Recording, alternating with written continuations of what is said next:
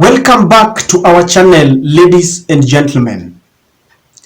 The just concluded presidential elections in Nigeria, just like many other African nations, has left that nation more divided than it was. And it has left very many questions unanswered. The Electoral Commission in Nigeria is under scrutiny because there are things they cannot account for. And the Western hand is also under scrutiny. This year alone, the year 2023, is going to be very significant to the African nation because over 8 African nations will go to the polls to elect their president of choice. In fact, to be precise, these nations include Sierra Leone, Mali, Central African Republic, Sudan, Liberia, Mozambique, DRC, Congo, Comoros, Cote d'Ivoire, Ghana, Gabon, and Zimbabwe. All those African countries will go to the polls this year. Now, if the Nigerian direction is anything to go by, then there is trouble in Africa. Now, BBC is running a very interesting part of this just concluded election in Nigeria, and it is something that I thought we should look at, because by the end of the day, I want us to try and juxtapose what happened in Nigeria and what happened in Kenya in August last year. But before we delve into the story as given by the BBC, Dr. Okur Okot is saying something about the Nigerian elections. You all know that Dr. Okur Okot is someone who has got a lot of insight in the African elections because he has been an observer in several of those elections. He's saying that the election result in Nigeria is a confirmation of planned total recolonization of Africa by America and the elimination of China from Africa. The industrial military complex system that runs America will impose compliant leaders in Africa through technology-rigged elections. So according to Dr. Okur Okot, he thinks that Mr. Bola Tinubu, who is the Nigerian president-elect, was aided by a foreign power. And he feels that the technology was used specifically to rig him into office. We will come back to the sentiments of Dr. Okur Okot in a while. But BBC is trying to insinuate that the opposition parties lost these elections because they wanted to lose. Because according to the story, Mr. Bola Tinubu was running on an all-progressive Congress party, the APC. APC is the party that plunged Mr. Buhari, the outgoing president, into power 8 years ago. So Mr. Bola Tinubu was like a project of the government. He had access to some of the vehicles, intelligent reports, resources. He was like a project of Mr. Buhari. Now, the major mistake that the opposition parties did was to go and vie individually instead of uniting together. Because it is reported that prior to the just concluded elections, there was majorly one opposition party called the People's Democratic Party. They decided to nominate one flag bearer to go and vie against Mr. Tinubu. But they were led by selfish interests. Each of them wanted to lead Nigeria. And so instead of uniting together, they disintegrated and each of them went alone. So the People's Democratic Party produced 3 candidates. Mr. Atiku Abubakar remained with the main party, the People's Democratic Party. Then Mr. Peter Obi, a man who had endeared himself to the youths, went and vied on a Labour Party ticket. Then Mr. Kwankwaso was also a partner from the People's Democratic Party, decided to run on a new Nigerian People's Party. So there were 3 major opposition chiefs vying against one ruling party.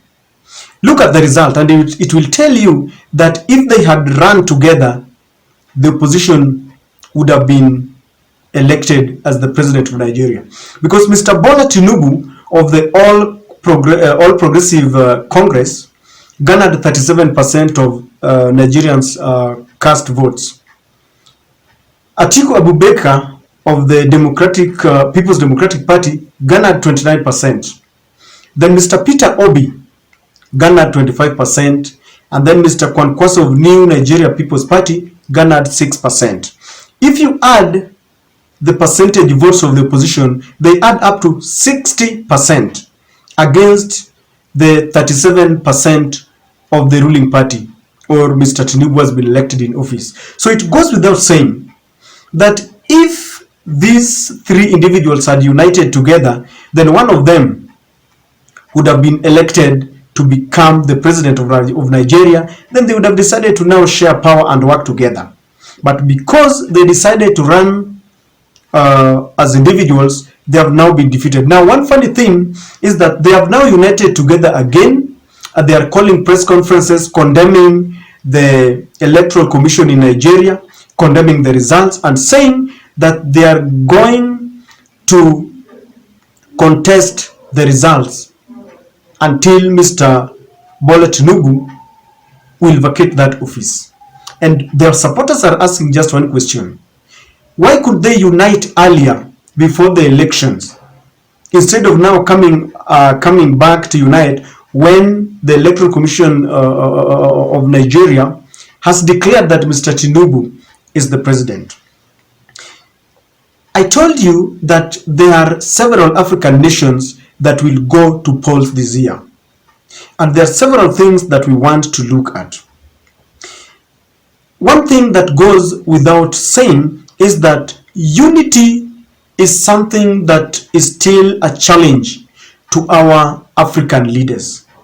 Most of the ruling parties in Africa will continue to rule, whether they are implementing the election promises, whether they are bullying and plunging the economy of those African nations to their knees. They will continue to rule, because many opposition leaders, instead of uniting together, they disintegrate and they now give the main party a chance to win. In some instances, the ruling party will go as far as sponsoring several opposition candidates so that they can divide votes. And this has been the main disease that is ailing our African countries. And it is a lesson for the opposition parties that want to garner power. It is not enough to go on condemning the ruling party and condemning the government. All you need is unity so that you can remove the ruling party. Otherwise, you will continue campaigning, talking tough, doing everything that you want, but there is nothing that will happen. Number two, as Dr. Okur said, that there is a hidden hand of the foreign powers. In fact, he's saying that it is America that is using the technology-rigged elections to give us those who are compliant to their agreements. You simply go there, sit down with the West, especially the USA and the UK, sign agreements. You tell them that you will agree on GMO. You tell them that you will not do much business with the Chinese. You will give most of the contracts to the USA and the UK. And then there is this burning issue of homosexuality.